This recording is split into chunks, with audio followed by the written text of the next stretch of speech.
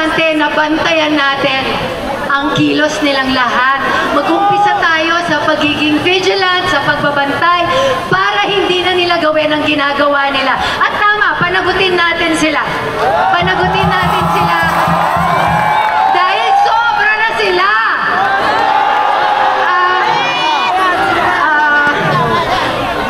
Ano ba? Gusto ko sabihin yun lang.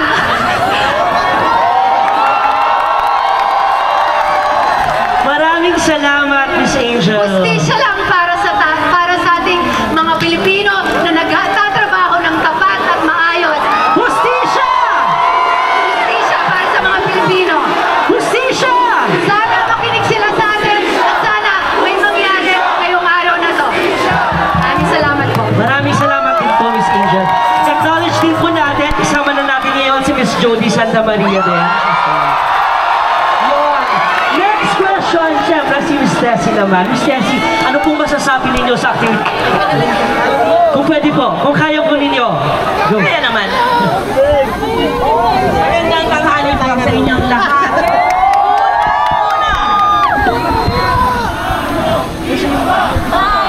Ayun, payong iba ba daw?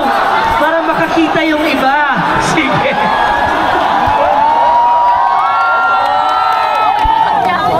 Dating estudyante ng UP Institute of Mass Communication. Ka-70san pa, panahon pa nila Jerry Barrigan at ng ilang mga estudyanteng nawala at napatay. Dahil sila'y namundok, nakita ko na ang malagim na nangyayari sa ating bansa. At naiiyak ako na ako'y cute lang ako pero 70 plus na po ako. Nandito pa rin tayo. Iniitim ko lang ang mga ubang ko. Pero naghihirap pa rin ang Pinoy. At mas masahol pa ang garapalang nangyayari sa araw-araw na panonood natin sa telebisyon. Nakakasuka. Di po ba?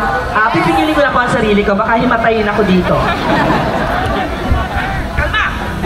Kinocongratulate ko po lahat ng mga student leaders.